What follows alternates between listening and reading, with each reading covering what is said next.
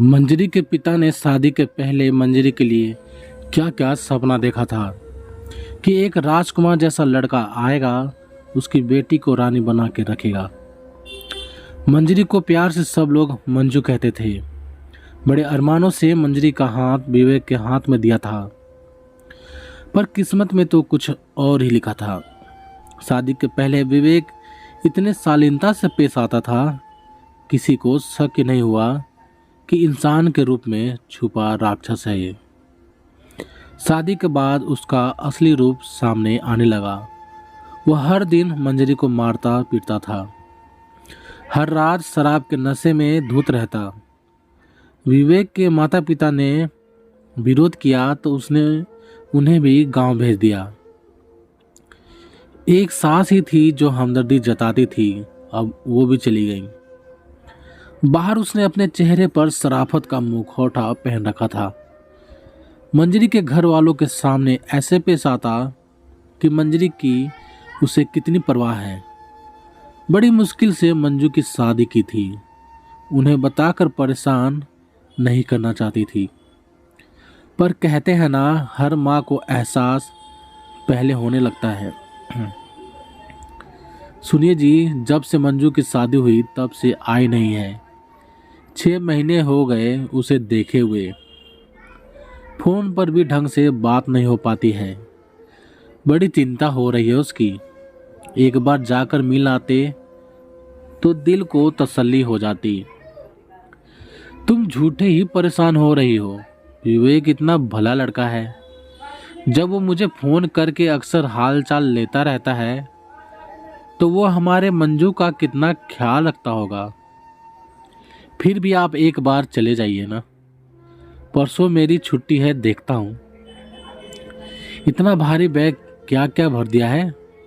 शादी के बाद पहली बार बेटी के घर जा रहे हैं, खाली हाथ थोड़ी जाएंगे। मंजू के पसंद का अचार, बेसन का लड्डू सब रखा है। उसको मेरे हाथ का कितना पसंद है। मंजरी ने दरवाज़ा खोला तो अचानक पापा को देख अपने पल्लू से जख्मों को छिपाने लगी। मंजू, ये जख्म कैसे हैं? कुछ नहीं पापा, बाथरूम से फिसल गई थी। ये सब छोड़िए, आपने बताया नहीं कि आप आने वाले हैं। तुम्हारी माँ को तेरी चिंता हो रही थी, बस चला आया, वरना मुझे पता ही नहीं चलता। क्या पता नहीं चलता पापा? तुझे क्या लगता तू जो कहेगी मैं विश्वास कर लूँगा? अब तू अपने पापा से झूठ बोलने लगी।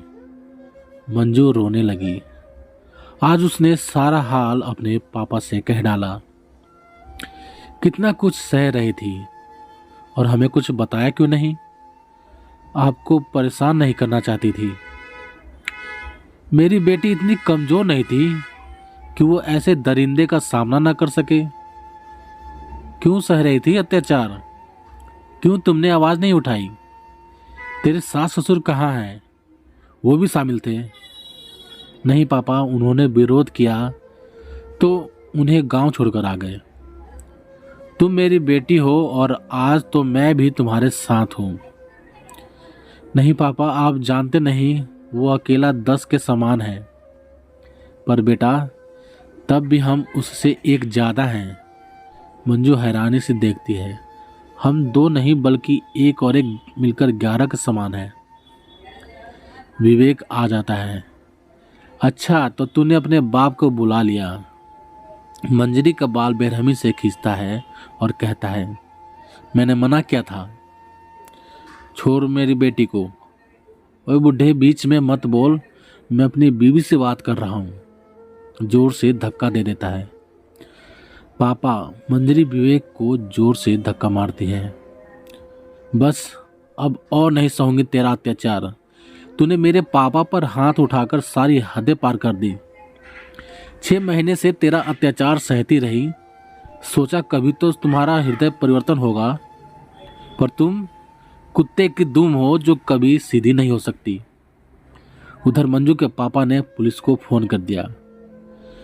अच्छा, अब तेरी जबान चलने लगी, रुक अभी बताता हूँ। उसने जैसे ही अपनी बेल्ट निकाल कर मारना चाहा।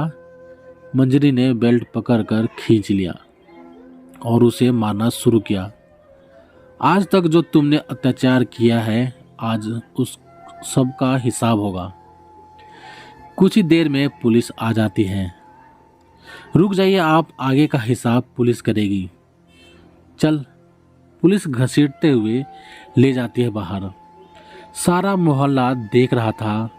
आज उसके चेहरे से शराफत का मुखौटा उतर चुका था। आज बाप और बेटी ने दिखा दिया कि मन में 2 लोग ठान ले तो वो 11 बनकर मुसीबत का सामना कर सकते हैं।